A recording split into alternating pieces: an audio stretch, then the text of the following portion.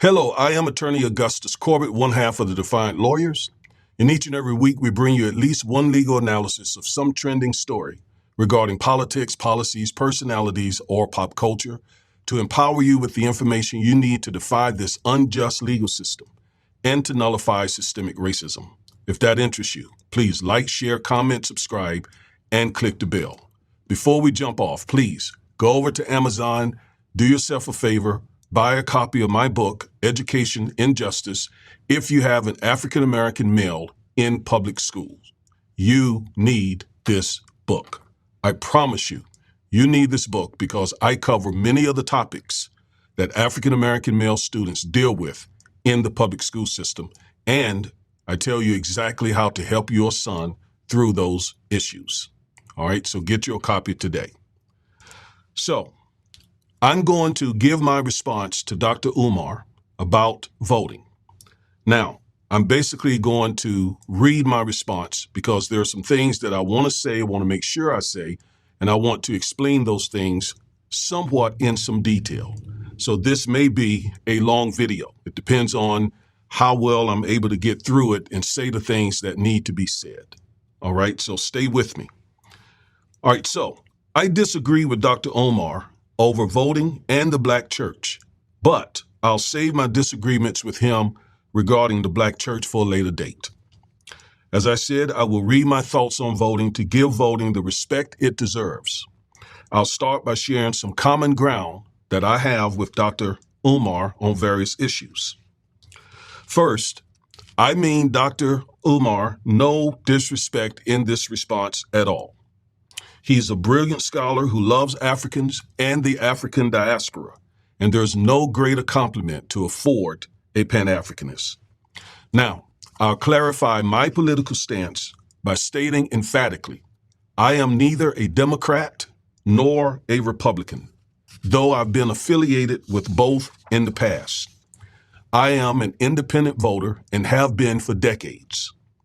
However, when evaluating which party has supported African Americans in the struggle for civil rights over the last 90 years, it's clear that the Democratic Party wins that fight.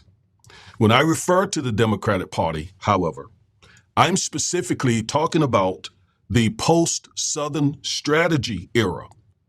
After Dixiecrats who were in the Democratic Party moved to the Republican Party and blacks moved from the Republican Party to the Democratic Party, and all that occurred over a span, but it basically occurred until about the mid-'80s.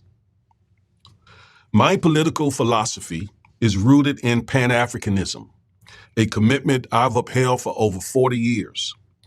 Off the record, I know Dr. Umar loved to say that he is the prince of Pan-Africanism. Well, I'm not going to challenge him on that, but let me just say, I've been a Pan-Africanist for decades, as I just said, for over 40 years. So I just want that on the record. Now, this ideology, that of Pan-Africanism, has profoundly influenced my approach to issues affecting the global diaspora, emphasizing the interconnectedness of our struggles and the importance of collective action across national boundaries. My journey as a Pan-Africanist began in college at North Carolina Agricultural and Technical State University in Greensboro, where I joined the All-African People's Revolutionary Party, an organization founded by Kwame Ture, also known as Stokely Carmichael. This organization was instrumental in mobilizing African youth worldwide to engage in the liberation of our people. Within this context, I developed a deep understanding of the global struggle against colonialism, imperialism, and systemic racism. Again, this has been over 40 years ago. In the 1990s, I founded the Frederick Douglass Christian Academy, an after-school program for underserved African American children. Our mission was simple: to provide academic support and instill a strong sense of cultural identity and pride. In 2016, I started the National Black Parents Association. These initiatives were born from a belief that education is a critical tool for liberation. Aligning closely with Dr. Umar's efforts, such as him establishing the National Independent Black Parents Association, as well as his private school. Both of our efforts are deeply rooted in the conviction that the educational upliftment of our youth is essential for the future of our community. I have always championed the natural beauty of Black women. My wife, for example, has worn her hair natural for the past 15 years, and I have supported and encouraged her every step of the way. This is not just about aesthetic preference, it is a profound statement of cultural pride and resistance to the pervasive Eurocentric beauty standards that have long sought to undermine our self-esteem. Like Dr. Umar, I believe embracing our natural beauty is essential to self-love and cultural affirmation. Furthermore, I resonate deeply with Dr. Umar's assertion on Roland Martin's show that the destruction of any people is the destruction of their families. The Black family's strength is paramount to our community's resilience and progress. Strong Black men marrying Black women and raising strong Black children is not just a personal preference. It is a political act of resistance and defiance against a society that seeks to dismantle the Black family. I have lived this belief, having been married to my wife for over 36 years, and together we have raised two wonderful children who embody the values of resilience, cultural pride, and community service. Now, having put on the record the things that Dr. Umar and I agree on, now I want to address some of his statements regarding voting and some of the criticisms that he has lodged against certain African-American politicians, namely Barack Obama and Vice President Kamala Harris. Now, as I understand it, Dr. Umar argues that the Democratic Party often takes African-American voters for granted, and he suggests, therefore, that we should withhold our votes until tangible benefits from our community are produced. His stance aligns with Dr. Claude Anderson, who advocated for a boycott of national elections to highlight the frustrations and sense of futility many Black voters experience. That's all in his book, Powernomics. While I agree with both men that our votes should lead to tangible benefits, we differ on the definition of tangible. I'll clarify my perspective shortly. Dr. Umar has claimed that Kamala Harris has done nothing for Black people, a statement that is both factually incorrect and dismissive of Vice President Harris's significant contributions to our community. Let's explore this claim. First, Kamala Harris wrote a book entitled Smart on Crime, which became the Bible for other cities attempting to implement a smart on crime approach. The book advocates for a more balanced and pragmatic approach to criminal justice. She argues that the traditional tough on crime stance, and by the way, I have read the book, has often led to overcrowded prisons and neglected the root causes of criminal behavior. Instead, Vice President Harris emphasizes prevention, rehabilitation, and reentry programs to reduce recidivism and improve public safety. The book outlines her belief in using data-driven strategies, community engagement, and accountability to create a fairer and more effective criminal justice system. She also highlights the importance of addressing socioeconomic factors contributing to crimes such as poverty and a lack of education. Now, as a criminal defense attorney and civil rights attorney, this approach for a district attorney is greatly appreciated. Greatly appreciated. Kamala also created the Back on Track program as District Attorney of San Francisco. She designed the program to divert first-time, nonviolent drug offenders away from incarceration and towards rehabilitation. Participants in the program were required to pursue educational goals, maintain employment, and meet other criteria over 12 to 18 months. If they successfully completed the program, she dismissed their charges. We have something very close to that here in the county of Dallas County. And again, it is much appreciated because sometimes These young men, primarily young black men here in the city of Dallas, are often just misguided and needs to be redirected. And they get the opportunity with these types of programs to get back on track without it ruining their future and destroying their name with the felony conviction. So we, again, appreciate this approach. The initiative aimed to provide young offenders, particularly those from marginalized communities, with a second chance and reduce recidivism. Now, there's no doubt about it that Vice President Harris, as district attorney, was very tough on violent criminals. Very tough on violent criminals. Now, why would that upset any of us? I would think that we all want safe neighborhoods, right? We all want safe neighborhoods for our children, for our families, for our spouses, for our elderly. So that is not a bad thing. If you consider Kamala Harris to be a bad person because she was working to keep violent criminals off the streets and to keep neighborhoods in San Francisco safe, I don't know. The problem is not with Kamala. The problem is with you. And that's coming from a criminal defense attorney who fight every day for my clients. But at the same time, I certainly want safe neighborhoods. Kamala also created the Truancy Reduction Program as San Francisco District Attorney. She implemented this program to reduce truancy among elementary school children.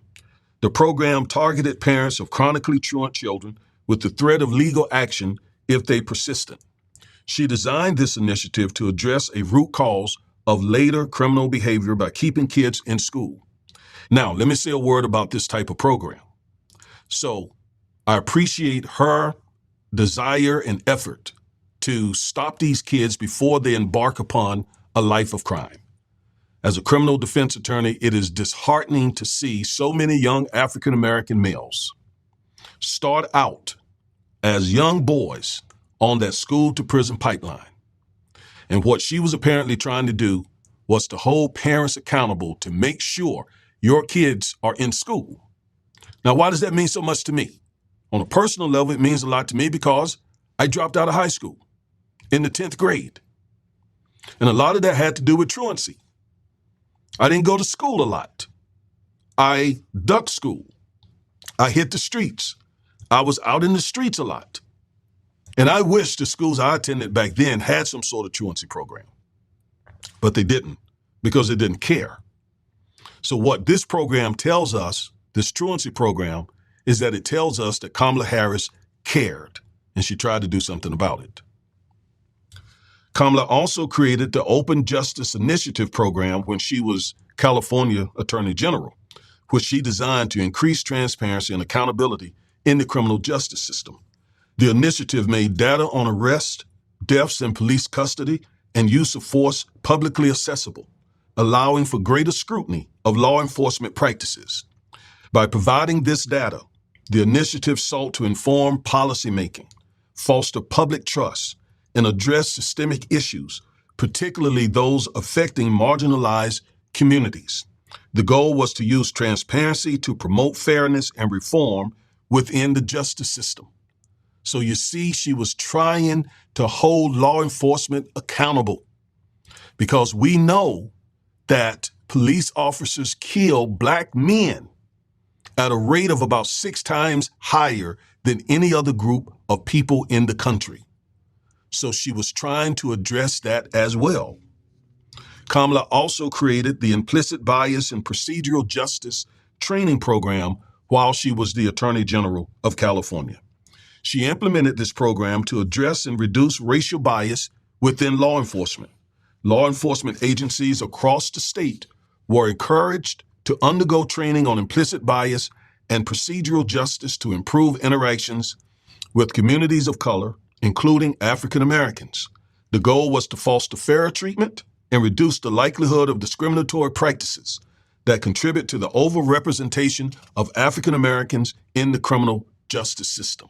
So clearly these programs show that she was trying to use her office to help African American people, not just African American people. And there is a legal reason for that I'm going to explain here in just a moment. Now, let's talk about her Senate achievements. As a U.S. Senator, Kamala Harris was pivotal in advancing legislation benefiting Black communities. Additionally, her support for economic relief packages during the COVID-19 pandemic has provided essential financial assistance to families and small businesses in our community. Of course, Donald Trump takes credit for that as well. Now, let's switch our attention to her vice presidential initiatives. And let me just say, I don't have enough time to talk about all that she and Joe Biden did for the African American community. But let me highlight a couple of things. In her role as vice president, Kamala Harris continued to advocate for policies that, while not exclusively for Black Americans, have had a disproportionately positive impact on our community. For example, her efforts to expand access to health care through the American Rescue Plan have resulted in millions of Black Americans gaining health insurance, improving their overall quality of life. This is a tangible benefit, one that directly addresses the systemic inequities in health care access. She and Biden earmarked billions of dollars for HBCUs and student loan forgiveness. They created the lowest Black unemployment in American history. A record number of Blacks were also able to get small business loans. Also, they even made small business loans available for convicted felons. Frankly, the accomplishments of the Biden-Harris administration for African Americans are the most significant of any administration since Lyndon Johnson. So when Donald Trump likes to say that he's done more for Black Americans than any president since Abraham Lincoln, he's lying. That would first be Lyndon Johnson, and secondly, that would be Joe Biden and Kamala Harris. All right, let's turn our attention to what is a tangible? Because Dr. Omar's critique of the Democratic Party is rooted in a narrow and, I believe, misguided definition of what a tangible is. He argues that policies must be exclusive to Black Americans to be meaningful. But this overlooks the broader impact of policies designed to address systemic inequities. According to the Cambridge Dictionary, a tangible is something real, not imaginary, and something that can be shown, touched, or experienced. By this definition, the policies and initiatives that Kamala Harris and other Democrats have supported are indeed tangible, even if they also benefit other groups. The critical point is that African Americans, due to our overrepresentation in specific pathologies, stand to gain the most from these policies.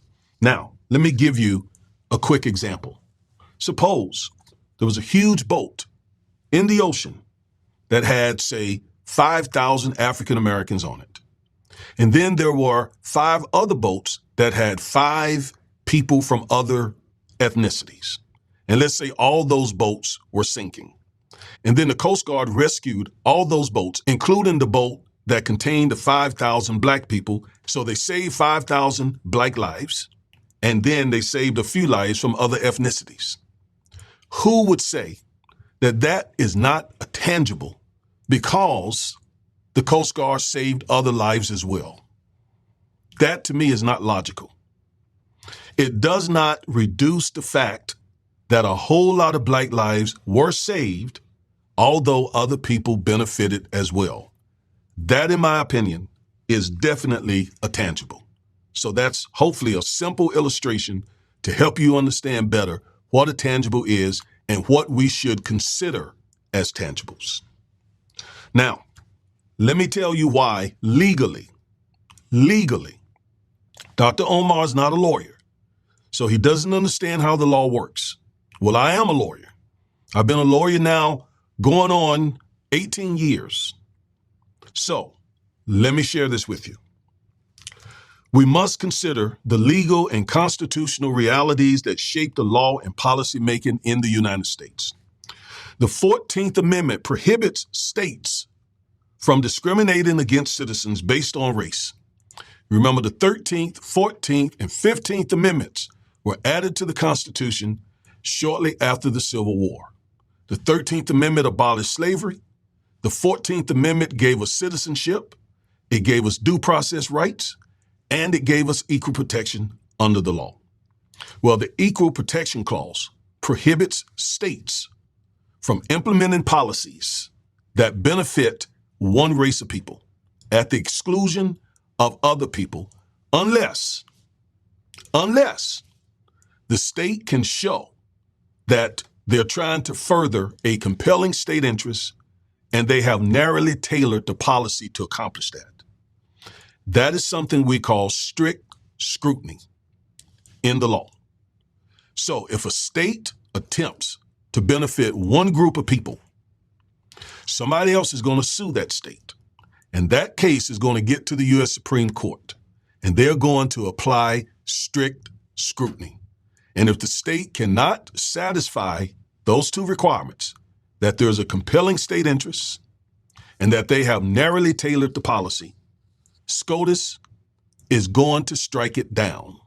As an experienced attorney, Kamala Harris understands these legal constraints, and she strategically focuses on areas where African Americans are disproportionately affected. By framing remedies in a way that any race can benefit from, she avoids the judicial fight with SCOTUS that have stymied and undermined, defeated so many race-specific initiatives in the past. This approach is not a betrayal of Black interests, but a pragmatic response to the current legal landscape.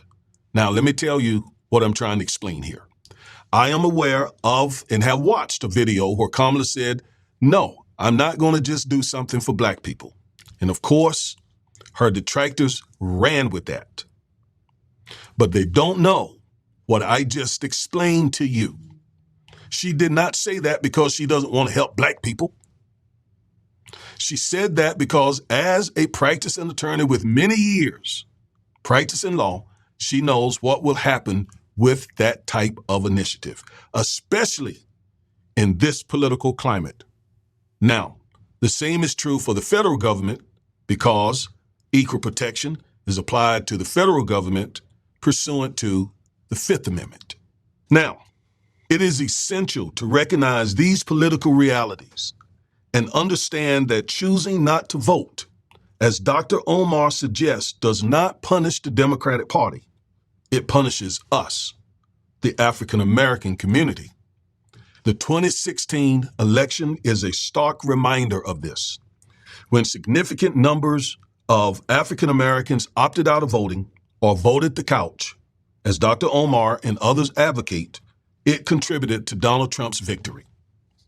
During his presidency, Trump appointed 3 very conservative justices to the U.S. Supreme Court, solidifying a right-wing supermajority that is openly hostile to the interests of Black Americans. Trump also appointed hundreds of lower federal court judges on the federal bench. 2 of these judges, for example, just to show you something, 2 of these judges in the 11th Circuit Court of Appeals struck down a program created by 2 African-American sisters called the Fearless Fund. That program was designed to provide venture capital to African-American female entrepreneurs. Trump could not have appointed these justices and judges to the bench had he not been elected, and chances are he would not have been elected had Black voters rejected Dr. Umar's advice to withhold voting or to vote the couch. We cannot make that mistake again because these conservative judges and justices have already begun to dismantle the civil rights protections that we fought so hard to secure, and their influence will be felt for generations. Your children and grandchildren will deal with some of the cases that these 6 conservative justices will hand down over the next 20, 30 years. In contrast, the Biden-Harris administration appointed Justice Ketanji Brown Jackson to the U.S. Supreme Court, a jurist who has consistently advocated for a broader interpretation of the 14th Amendment, one that recognizes the need for policies addressing the historical and systemic disadvantages African Americans face. Sadly, the conservative justices, including Trump's 3 appointees, dramatically outnumbered Justice Jackson and her progressive colleagues. Dr. Umar has said that voting has gotten Blacks nothing. The assertion that voting has yielded nothing for Black Americans is not only historically inaccurate, but also a disservice to the sacrifices made by generations who fought for our right to vote. Let's examine some critical civil rights moments in American history. We'll begin with FDR's New Deal. Despite its shortcomings in terms of racial equity, the New Deal provided essential safety nets like Social Security and unemployment insurance that benefited millions of African Americans during the Great Depression and continues to be the only income for many poor African Americans today.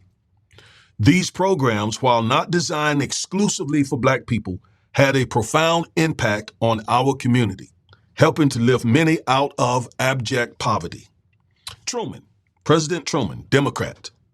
His executive order to desegregate the armed forces was a pivotal moment in the struggle for civil rights. This decision not only opened new opportunities for African Americans in the military, but also set a precedent for the broader civil rights movement, demonstrating the federal government's role in challenging institutional racism. Civil rights legislation. The civil rights legislation passed during the 60s under Democratic leadership transformed the legal landscape for African Americans. The Civil Rights Act of 1964, the Voting Rights Act of 1965, the Fair Housing Act of 1968 collectively dismantled the legal framework of Jim Crow segregation, or you could say apartheid. It provided the foundation for ongoing struggles for racial equality. Now let's talk about Lyndon Johnson's War on Poverty programs. A Democrat, Lyndon B. Johnson's War on Poverty introduced programs that disproportionately benefited African Americans. Medicare, Medicaid provided access to health care for millions, while the Elementary and Secondary Education Act also was a tremendous boon for African American students.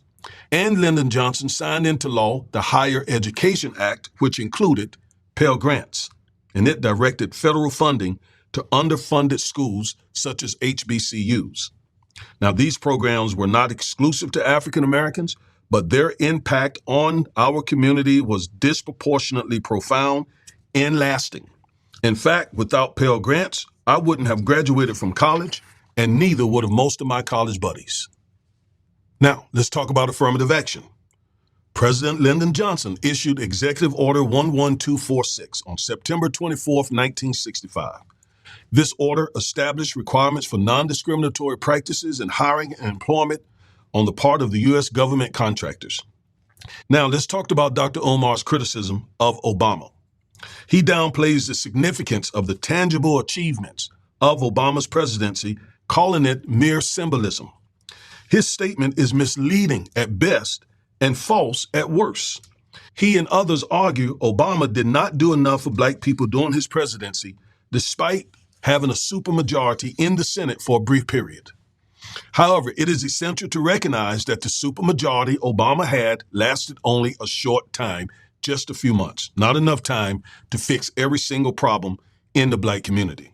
Moreover, as the first Black president, Obama faced unprecedented obstruction from the GOP, which was determined to block his agenda at every turn. Mitch McConnell made it his mission to try to make Obama a failed president. Well, he miserably failed himself. Despite these challenges, Obama achieved significant gains for our community, demonstrating the importance of symbolic and tangible victories. For example, Obama's presidency brought substantial gains for Black Americans, including through the Affordable Care Act, which reduced the uninsured rate among African Americans by nearly 40%. Today, Obamacare insures approximately 4 million of the 14 million African Americans in this country, including yours truly. His administration also initiated critical criminal justice reforms, including the Fair Sentencing Act, which reduced the sentencing disparity between crack and powder cocaine from 100 to 1 to 18 to 1, an issue that had disproportionately impacted Black communities. Furthermore, Obama and his DOJ entered consent decrees with multiple cities that had a history of police brutality against Blacks. These consent decrees saved Black lives. However, when Trump was elected, he and his DOJ terminated these consent decrees and encouraged law enforcement to charge blacks with the most serious offenses. Additionally, Obama's economic policies helped to reduce black unemployment during the Great Recession. Remember the economy Obama inherited when he became president? And do you remember how he turned it around and gave Trump a tremendous economy, one that Trumps loved to take credit for? Obama provided targeted support to black-owned businesses through various initiatives, including the Small Business Administration. But there's more. Obama's Department of Education created civil rights rules that addressed the disproportionate suspension, expulsion, and dropout rate for African American male students in particular. Now, let's talk about this whole issue of not voting or voting the couch to get the Democrats' attention. Dr. Umar and Dr. Claude Anderson advocate for withholding our votes as a form of protest akin to boycotting a corporation that does not serve our interest. This comparison is fundamentally flawed. Let me show you why. Voting is not the same as boycotting a store. When we boycott a store, we withhold our money as consumers, exerting pressure on the business to change its practices. In this scenario, we are consumers of a product or service, and our power lies in our ability to choose where to spend our money. Voting, on the other hand, is an act of ownership, not consumerism. As citizens in a representative democracy, we're not mere consumers. We are shareholders or franchise holders in the governance of our country. Our votes are not just expressions of preference. They are how we exercise our ownership rights in the democratic process. By choosing not to vote, therefore, we are not withholding our support as consumers. We relinquish our ownership rights as shareholders or franchisees. This is a critical distinction. When we do not vote, we effectively hand over our decision-making power to others who may not have our best interests at heart. The consequences are far-reaching. Others make decisions without our input. They enact laws without our consent. They appoint judges and justices without our perspective, and they implement policies that may be detrimental to our community. Now, our ancestors understood that voting was not a symbolic expression, but an ownership right that enabled us to help direct and govern our nation. Hence, they sacrificed their blood, sweat, and tears for us to enjoy that right. It is a right that was denied to us for centuries, and even today, it is under threat from forces that seek to suppress our votes.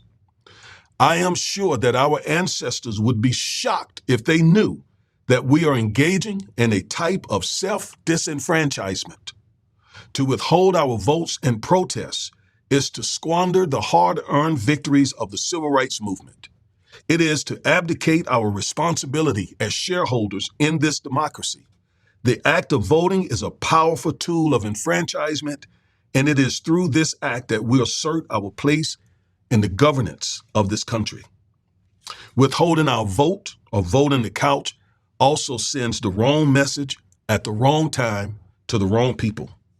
Our adversaries today are so determined to take us back to Jim Crow or even slavery, they're willing to undermine our democracy.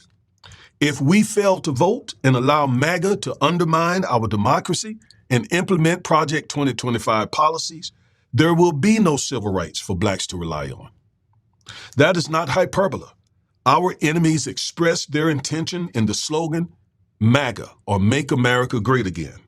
They are radicalized, desperate, angry, fearful, full of grievances, well-armed, and well-financed. Dr. Umar targets his message to the wrong people, that is, our young people. He boasts that his scholarship influences young blacks more than anyone else. While I believe Dr. Umar overstates his influence on young blacks, we still must take him seriously because our young people are on social media, which is where Dr. Umar spreads his anti-vote message. They are hearing many voices, including Dr. Umar and others on social media, who are advising blacks with the same failed policy of not voting or voting the couch. For example, I listened to a young man on TikTok say, "It's time for blacks to stop voting." He was probably 21 years old, if that old. I was shocked that it is becoming fashionable not to vote. This is playing right into the hands of white supremacists. They couldn't have dreamed for a better day when blacks are engaging in self-disenfranchisement. So take Dr. Umar's anti-vote rhetoric seriously and talk to your children and teach them the importance of voting. Now, I want to offer a better strategy than voting the couch or withholding our vote. Instead of doing that, I propose a strategy I call impact voting. This strategy involves voting in overwhelming numbers to send a clear message to the Democratic Party that our votes cannot and will not be taken for granted. And equally important, impact voting also ensures that our enemies will not backdoor us, come in that open door that we leave by not voting, and advance an agenda detrimental to our community. By voting strategically and in large numbers, we can influence policy decisions, hold our elected officials accountable, while ensuring our voices remain central to the political discourse. Now, let's talk about symbolism and progress. Dr. Umar dismisses the importance of symbolism, such as Justice Ketanji Brown Jackson, the first African-American Supreme Court justice, potentially swearing in Kamala Harris as the first black female president. He charges this is mere window dressing. However, symbols are far more than superficial symbols or gestures. They are powerful tools for social change. The symbolism of a black woman being sworn in as president by another black woman, the first Supreme Court justice on SCOTUS, would be a powerful statement of progress. It would signal to the world and future generations that we are tearing down the barriers that once seemed impossible. Symbols like this inspire and galvanize, creating a sense of possibility that fuels the ongoing struggle for equality. It would be both symbolic and tangible if the country elects Kamala Harris as president. Dr. Umar said that voting for Kamala Harris to become president without receiving tangibles is what we did with President Barack Obama. I disagree because, as I explained, President Obama brought big tangibles to the African American community. It would be a momentous occasion that would mark a significant step forward in our nation's journey toward racial equality. But to make that a reality, we must ensure that she has the legislative support necessary to enact meaningful change. This goal requires giving her a substantial majority in the Senate, that is, at least 60 senators, and the House, so that she can pursue policies that benefit those historically marginalized, such as African Americans. In conclusion, again, I respect Dr. Umar and his work in other areas, but I strongly disagree with his stance on voting. Voting is not just a right, it is a responsibility, an act of ownership in our democracy. And by choosing not to vote, we relinquish that power and allow others to make decisions that will negatively impact our lives and futures. We cannot squander the hard-earned victories of the past, but instead, we must use our votes to shape the future for our children, our grandchildren, etc. We want to see a future where our voices are heard, our interests are represented, and our community thrives. So that is my response to Dr. Umar. You're probably going to have to listen to this more than one time. All right? But there it is. I laid it out. If you ever want to know where I stand in terms of Dr. Umar's position on voting, you have this video. Please share it. Let everybody else know, because I did my best to walk through his arguments and why those arguments are wrong. All right? I am Attorney Augustus Corbett, one half of the Defiant Lawyers. Thank you for watching this video, and until the next time, peace.